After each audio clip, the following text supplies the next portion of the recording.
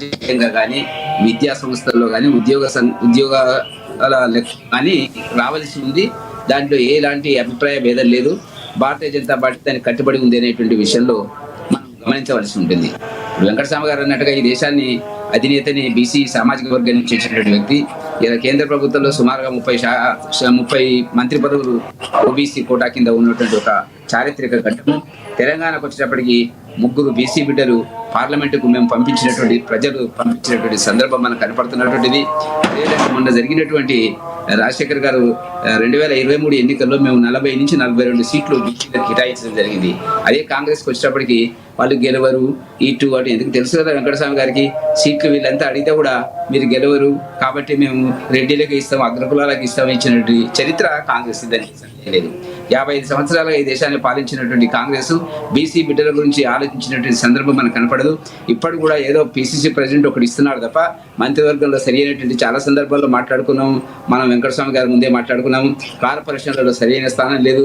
Even CM పేషీలో కూడా అనేక మంది ఇవాళ ఒకే కులానికి చెందినటువంటి వాళ్ళు కనపడుతున్నటువంటి సందర్భం. ఇది కాంగ్రెస్ యొక్క స్వరూపం బీసీల పట్ల ఉండేటువంటిది. సరే, ఏదైతేనేమి 42% వాళ్ళు కామారెడ్డిలో ఓడతామా, గెలుస్తామా, వస్తామా, పోతామా ఒక మేనిఫెస్టోలో పెట్టినారు, వాగ్దానం చేసినారు. సోనియా రాహుల్ గాంధీతో ప్రకటించడం జరిగినటువంటిది. అంత బాగానే ఉంది, దాంట్లో ఏమి సందేహం లేదు. వాళ్ళకి రావాలా అనేటువంటిది ఇది రాజకీయాలకు అతీతంగా మనం బీసీలకు 42% రావాలి, దాంట్లో ఏ పార్టీ కూడా వ్యతిరేకించడం లేదు. కాకపోతే ఏంటంటే కానీ వెంకటస్వామి గారు చాలా క్లియర్ కట్గా అంటున్నారు. ఇక్కడ ఓకే చెప్తున్నారు అసెంబ్లీలో, కానీ అక్కడికి ఢిల్లీ వెళ్ళేటప్పుడు ఎంపీలుగా ఉన్నటువంటి బీజేపీ ఎందుకు సపోర్ట్ చేయట్లేదు అనేటువంటి వ్యాఖ్యలు. అదే చెప్తున్నాను.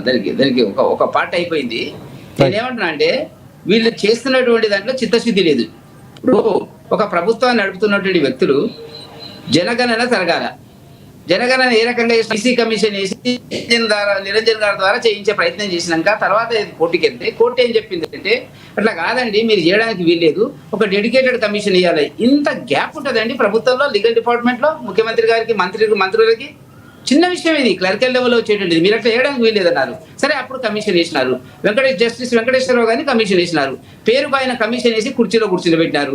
డేటా అంతా వీళ్ళు ప్లానింగ్ కమిషన్ ద్వారా 15 రోజుల్లో 20 రోజుల్లో తీసుకొచ్చినారు రాజశేఖర్ గారు. ఎట్లా వస్తుందండి? అక్కడికి మీరు రెండోసారి టైం ఇచ్చినారు. కొంత ఇప్పటికి కూడా 3 లక్షల కుటుంబాలు దానికి రెస్పాండ్ కానటువంటి పరిస్థితి ఉన్నటువంటిది. అట్లా ఉండకూడదు కదా. పర్ఫెక్ట్ గా జనాభా లెక్కలు, ఇప్పుడు జనాభా లెక్కల సేకరణ కేంద్ర ప్రభుత్వం చేస్తుంది. మీకు తెలుసు, ప్రతి ఇంటికి వెళ్ళి నెంబర్ వేస్తున్నారు. ఇప్పుడు నెంబర్ వేసి ఒక 5 నెలలు నెంబర్ వేసిన తర్వాత, మొత్తం వర్క్ చేసిన తర్వాత, ఆ డేట్ వచ్చిన తర్వాత మళ్ళీ దాన్ని జనాభా లెక్కల సేకరణ జరుగుతుంది. పర్ఫెక్ట్గా ఉండాలా. ఇప్పుడు వెంకటస్వామి గారు చెప్పినట్టుగా సుప్రీంకోర్టు 9th షెడ్యూల్లో పెట్టాలనుకున్నప్పుడు కొన్ని గైడ్ లైన్స్ ఇచ్చింది. ఏమిటంటే ఒక ఇండిపెండెంట్ అటానమస్ బాడీ ద్వారా మీరు కులగణన జరగాల, పర్ఫెక్ట్గా జరగాల. ఆ డేటా ఒకవేళ అక్కడ ఉండేటువంటి సామాజిక వర్గాలు అత్యధిక శాతం ఉన్నట్టయితే, అంటే వాళ్ళకి కావలసినటువంటి దానికంటే ఎక్కువ స్థానంలో ఉన్నట్టయితే వాళ్ళకి తప్పకుండా మనము 50% క్యాప్ అనేది పరిమితి, గరిష్ట పరిమితి పెట్టడానికి వీల్లేదు. ఆ వర్క్ జరగాలన్నారు. వీళ్ళు చేయలే ఆ పని. ఎక్కడ చేసిందండి? ఇప్పుడు తీసేసి ఇప్పటికి కూడా పబ్లిక్ డొమైన్లో రాజశేఖర్ గారు ఏ కులం ఎంత అని చెప్పలేదండి. వాళ్ళు ఊరికే 46%, 10% ముస్లింలు, మొత్తం 56%, 42% అని ఒకటి రిజల్యూషన్ పాస్ చేసినారు అసెంబ్లీలో అన్ని పార్టీలు. ఏ పార్టీ ఎందుకు బ్లేమ్ అవుతుందండి? మీరు ఎట్లా చేస్తారు? మీరు కదా చెప్పింది. ఎట్లా అమలు చేస్తారు అనేటువంటి మీకు ఒక ఐడియా ఉండాలి కదా. డిమాండ్ ఇచ్చింది మీరు, ప్రజలకు ఎన్నికల పోయే ముందు చెప్పింది మీరు, ఏ పద్ధతిలో చెప్పినారు అనేటువంటిది ఉండాలా. ఒకవేళ ఆ డిమాండ్ పెట్టదలుచుకున్నప్పుడు అన్ని పార్టీలు కలిసి ఏ పోతున్నాం, మేము మా దగ్గర పెట్టదలుచుకున్నాము, మీకు ఏమైనా అభ్యంతరం ఉందా అనేటువంటి చెప్పాలా.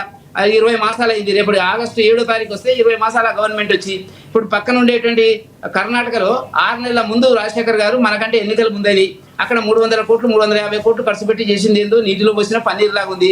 ఇప్పుడు వెంకటస్వామి గారు చెప్పినారు అక్కడ అనేటువంటిది వాళ్ళ హిమాచల్లో ఎక్కడుందో ఏమో తెలియదు.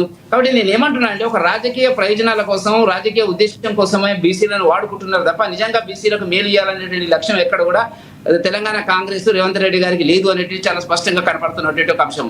ఇప్పుడు ఏం చేస్తున్నారు? మరి దాని మీద ఒక రెజల్యూషన్ పాస్ చేసి పంపించారు. మరి రాష్ట్రపతి దగ్గరికి, ప్రధానమంత్రి గారి దగ్గరికి ముఖ్యంగా ఒక డెలిగేషన్ తీసుకుపోతామని వార్తలు లీకులు ఇచ్చినారు. మరి ఇంతవరకు దాని మీద వెళ్ళలేదు. గవర్నర్ దగ్గర ఎందుకు ఆగిందో ఇంతవరకు గౌరవ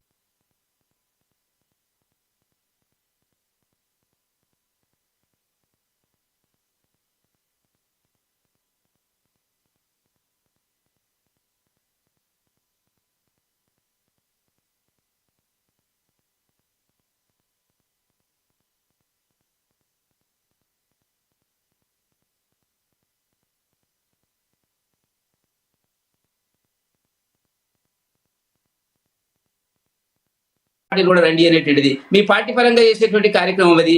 మీరు ఎక్కడ కూడా ప్రతిపక్ష పార్టీలను ఇన్వాల్వ్ చేస్తున్నట్టు కనపడదు, మీకుగా ఒక ఐడియా ఉన్నట్టు కనపడదు. ఏం చేస్తున్నారు ఇప్పుడు? అది డిమాండ్ లేదు కాదు అని వాళ్ళకి తెలిసి నేను ఏం చేస్తున్నారంటే బీసీ వర్గాలను తమ వైపు తిప్పుకునేటువంటి ఒక ప్రయత్నం చేస్తున్నారు. బీసీలకు అందరికి అర్థమైపోయింది 9th షెడ్యూల్లో జరగవలసినటువంటి తతంగం ప్రక్రియ, రాజ్యాంగ సవరణ, దానికి సంబంధించినటువంటిది అవుతుందో అది అంత సులభంగా ఇవాళ వచ్చేది కాదు. ఇప్పుడు దానికి ప్రయత్నం చేయనివ్వండి. ఇప్పుడు అందుకనే కేంద్ర ప్రభుత్వం ఏం చేసింది, దేశం మొత్తం మీద కులగణనని ఫస్ట్ టైం, సరే వాళ్ళు మాట్లాడితే వేసినారా వీళ్ళు మాట్లాడితే వేసినారా మంచిదే కదా, ఎవరు మాట్లాడినా కాంగ్రెస్ దాన్ని రాహుల్ గాంధీ గారు ముందుకు తీసుకుపోయిన సందర్భం ఉన్నప్పుడు కూడా అది ప్రజా సమస్య అనేటువంటి దాన్ని భారతీయ జనతా పార్టీ ఆధీనంలో ఉన్నటువంటి కేంద్ర ప్రభుత్వం గుర్తించింది. దానికి సంబంధించినటువంటి ఒక షెడ్యూల్ కూడా ఇవ్వడం జరిగినటువంటిది. జనాభా లెక్కల సేకరణకు దానికి కలిపి 13,500 కోట్ల రూపాయలు కూడా రిలీజ్ చేసినారు. వర్క్ స్టార్ట్ అయింది, గెజిట్ నోటిఫికేషన్ వచ్చింది, ఆ వర్క్ అంతా నడుస్తుంది. ఒక సంవత్సరం లోపల అవన్నీ బయటకు వస్తాయి. బయటకు వచ్చిన తర్వాత ఏం జరుగుతుంది, బీసీలకు కావాల్సినటువంటి ఇక్కడే కాదు చట్టసభల్లో కూడా రేపు నిర్ణయం చేయొచ్చు కదా, పార్లమెంట్లోను అసెంబ్లీలోను ఓబీసీలకు సరైన స్థానము ఏదో ఒక పర్సెంటేజ్ లో మొత్తము దేశం మొత్తం నిర్ణయించేటువంటిది, పార్లమెంట్ నిర్ణయించేటువంటి అవకాశం వస్తుంది కదా. మీరేంది ఇప్పుడు ఒక ఛాలెంజ్ తీసుకొని మీరు చెప్పినారు కాబట్టి ప్రజల నుంచి వ్యతిరేకత వస్తుంది కాబట్టి ఇప్పుడే చేయండి అనేటువంటిది ఒక రాష్ట్రం తీసుకుపోయేటువంటిది మొత్తం దేశం మొత్తానికి సంబంధించినటువంటి ఒక అంశము. ఒక్కొక్క రాష్ట్రంలో రాజశేఖర్ గారు పలానా కులం అక్కడ బీసీ ఉంటుంది, ఇక్కడికి వచ్చేటప్పటికి ఎఫ్సీ అవుతుంది, ఇంకో దగ్గర ఎఫ్సీ ఉన్నది, ఇంకో దగ్గర ఎస్టీ అవుతుంది, రకరకాల సమస్యలు ఉన్నాయండి. దానికి అంత సులభంగా లేవండి. వాటి అన్నిటిని పరిష్కరించుకునేటువంటి ఒక ప్రయత్నం చేయాలనుకున్నప్పుడు వాస్తవమైన, యథార్థమైన, శాస్త్రీయమైనటువంటి కులగణన జరగాలి. ఆ కులగణన జరిగినప్పుడు ఒక డేటా మనకు వస్తుంది. డేటా వచ్చినప్పుడు ఏ వర్క్ ఇట్లా ఉన్నది అనేటువంటిది. దీంట్లో క్రీమీ లేయర్ సమస్య ఉంది. ఇప్పుడు మామూలుగా 10% అంటున్నారు అగ్ర కులాలకు సంబంధించినటువంటిది, అది అక్కడ క్రీమీ లేయర్ ఉంది, ఎవరికంటే వాళ్ళకి ఇవ్వడం లేదు. రాజకీయంగా అక్కడ ఏమి లేదు, విద్యా సంస్థల్లో ఉద్యోగాల్లో మాత్రమే ఆ 10% అనేటువంటి, పైగా ముస్లింలకు సంబంధించినటువంటి దాని మీద మాకు భిన్నాభిప్రాయాలు ఉన్నాయి భారతీయ జనతా పార్టీకి. ఇదంతా కంపు చేసి ఇవాళ ఏం చెప్తున్నారంటే భారతీయ జనతా పార్టీ దీనికి సహకరించడం లేదు, భారతీయ జనతా పార్టీ ఎందుకు సహకరించడం లేదు, బీసీ వర్గాలకు వ్యతిరేకం అనేటువంటి దుష్ప్రచారం చేస్తున్నటువంటి సందర్భాన్ని గుర్తించుకోవాల్సినటువంటి అవసరం ఉంది. అయితే ఎట్టి పరిస్థితుల్లో కూడా మా డిమాండ్ లో ఎట్టి మార్పు ఉండదు. బీసీలకు 42 కాదు, 43 కాదు. ఇప్పుడు మా రామచంద్రరావు గారు మొన్న ప్రకటించినాడు, మీరు చూసుంటారు రాజశేఖర్ గారు. ఒకవేళ వీలు కాకపోయినట్టయితే కాంగ్రెస్ ఏ పద్ధతిలో చేస్తుందో చేయలేనటువంటి పరిస్థితిలో ఉంటే మేము 45% బీసీలకు కీర్తిస్తాం అనేటువంటిది ప్రకటించినటువంటి సందర్భం కనపడుతున్నటువంటిది. ఆ కోణంలో మేము గతంలో అసెంబ్లీలో ఇచ్చినాము. ఇక్కడ అది వర్కౌట్ అవుతుందా, అది బీసీలకు న్యాయం జరుగుతుందా, జరగదా? బలమైనటువంటి అగ్రకులాల మధ్యన బీసీ సీటీ ఎవరైనా ఇచ్చినట్టయితే నిజానికి అన్యాయం జరుగుతుంది ఏ పార్టీ ఇచ్చినా. కాబట్టి రాజ్యాంగబద్ధమైనటువంటి పద్ధతి లోపల ఈ ప్రక్రియను పూర్తి చేయడానికి ముందుకుంటే బాగుంటది. కానీ ఇవాళ పొద్దునే కావాలా మాకు ఆర్డర్ అనేటువంటి పద్ధతిలో ఆలోచిస్తే బీసీలను మోసం చేయడానికి, భ్రమలు కలిగించడానికి, అదేవిధంగా బీసీ సామాజిక వర్గాల మిత్రులను కూడా వీళ్ళు ఏం చేస్తున్నారంటే మోసం చేస్తున్నటువంటి పరిస్థితి కనపడుతున్నటువంటిది. కాబట్టి మా ప్రెసిడెంట్ చాలా స్పష్టంగా చెప్పడం జరిగినటువంటి దీంట్లో అనేక చర్యలు ఉన్నాయి. పివి నరసింహారావు ఎందుకు చేసినాడు అన్నాడు, ఏం అవసరం ఉంది అనేటువంటి చర్చకు నేను బోధల్చుకోలేదు. కాబట్టి ఇవి ఉన్నటువంటి కొన్ని సమస్యలు. కాబట్టి వీటిని ఒక్కొక్కటి పరిష్కరించుకుంటూ ముందుకు వెళ్తే ఒక పరిష్కారం దొరుకుతుంది, బీసీలకు న్యాయం జరుగుతుంది అని చెప్పి భారతీయ జనతా పార్టీ భావిస్తున్నటువంటి ఒక సందర్భం. రైట్. మనకి బీఆర్ఎస్ నుంచి రామ్మోహన్ గారు ఉన్నారు. ఎస్ రామ్మోహన్ గారు, మీ అభిప్రాయం చెప్పండి. నమస్కారం పెద్దలందరికీ నమస్తే. తర్వాత మీరు ఇంకొక అంశాన్ని కూడా లేవనెత్తారు, గైడ్ లైన్స్ పాటించలేదు అన్నటువంటి అంశాలు కానీ చాలా క్లియర్గా వినిపిస్తుంది. కానీ అది సరిదిద్దే ప్రయత్నమో లేకపోతే బీఆర్ఎస్ నుంచి లేకపోతే బీజేపీ నుంచి సలహాలు ఇస్తే బాగున్నటువంటి అభిప్రాయాలు కూడా వినిపించే. మొన్న ఇందాక వెంకటస్వామి గారు మాట్లాడుతూ కూడా ఆల్ పార్టీ మీటింగ్ పెట్టలేదన్నారు. కానీ ఇప్పుడు అభిప్రాయాలు తీసుకునే సమయానికి వచ్చేటప్పుడు మాత్రం కలిసి రావట్లేదు. ఇక్కడ అసెంబ్లీ ఎందుకు ఆమోదం చెప్పారన్నటువంటి ప్రశ్న కూడా వేశారు. ఇక్కడ ఎందుకు ఆమోదం తెలిపి అక్కడికి వెళ్ళేటప్పటికి ఎందుకు కలిసి రావట్లేదు అన్నటువంటి వ్యాఖ్యలు. అంటే ఇక్కడ కలిపి రావటంలో ఉన్నటువంటి యూనిటీ అక్కడ ఎందుకు లేదంటారు? అంటే కేంద్రంలో ఉన్నటువంటి బీజేపీ పార్టీ సపోర్ట్ చేయట్లేదా అన్నటువంటి విమర్శలు ఉన్నాయి. ఇప్పుడు నేనేమంటున్నా అంటే నా మాట కాదు ఇది. మొన్న 5 రోజుల కింద వెంకటస్వామి గారు కూడా చూసి ఉంటారు.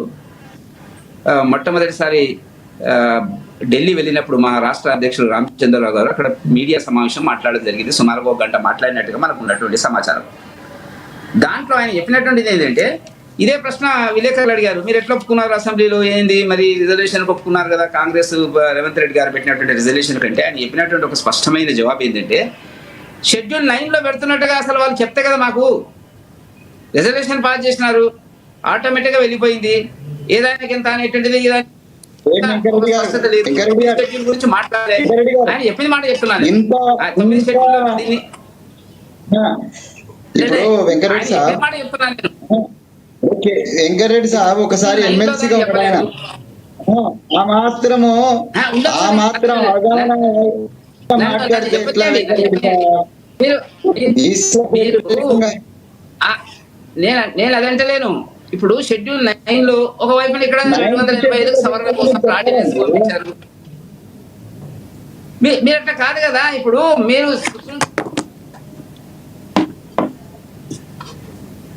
రైట్ రైట్ వెంకట స్వామి గారు చెప్పండి. ఇప్పుడు ఎట్లున్నదనంటే కాలుకి పెడితే మెడకు, మెడకు పెడితే కాలుకు అన్నట్టుగా ఉన్నదండి వీళ్ళ వ్యవహారము. 9th షెడ్యూల్లో పెడతామని దాన్ని 42% ఇస్తాము అంటేనే 42% ఇవ్వాల్సి వచ్చినప్పుడు ఏ ప్రక్రియ అయితే ఇక్కడ జరగాలో, ఏది అసెంబ్లీలో జరగాలో ఆ ప్రక్రియను మేము చేసినాం. రిమైనింగ్ ప్రక్రియ ఎక్కడ జరగాలి? అది పార్లమెంటే జరగాల. Yes. కేంద్ర ప్రభుత్వం దాన్ని టేకప్ చేయాలి. అక్కడ ఉన్నటువంటి సర్వసమ్మతి, ఇక్కడ సర్వసమ్మతి రావాలి. అప్పుడు మాత్రమే అది 9th షెడ్యూల్లో పెట్టి ఇస్తారా, లేకపోతే రాజ్యాంగ సవరణ చేసి ఈడబ్ల్యూఎస్ ఇచ్చినట్టు ఇస్తారా అనేది కేంద్ర ప్రభుత్వం పరిధిలో విషయం వచ్చింది. కాబట్టి కేంద్రం దాన్ని ఇప్పటి వరకు, for your kind information anchor గారు, ఎస్ ఎస్ ఇప్పటి వరకు ఈ బిల్ తెలంగాణ నుంచి పోతే, గతంలో కూడా ఇట్లనే చేసింది కాంగ్రెస్ పార్టీ, కూడా ఇట్లా చేసింది తెలంగాణ. అప్పుడు మేము ఉన్నాం, ఓకే, తెలంగాణ ఉద్యమంలో నేను కూడా ఉన్నా. ఇక్కడి నుంచి పోయినటువంటి బిల్ ఏదైతుందో పాస్ అయ్యి ఇక్కడి నుంచి పోయిన తర్వాత, ఇక్కడి నుంచి అప్పీల్ పోయినాక, అక్కడ నాకు గుర్తుంది December 3rd ఆ డేట్ నాకు గుర్తుంది. ఆ రోజు మేము September 3rd నాడు ఒక గుర్తుంది. ఆ డేట్ నాడు మేము గాంధీ ఇది బాపు గారి దగ్గర మేము తెలంగాణ లెక్చరర్ పూర్వకంగా మౌన దీక్ష చేసినాం. దానికి కోదండరామ్ గారు, కేటీఆర్ గారికి వచ్చినారు. సో ఆ రోజు కేంద్ర ప్రభుత్వంలో ఉన్నటువంటి కాంగ్రెస్ పార్టీ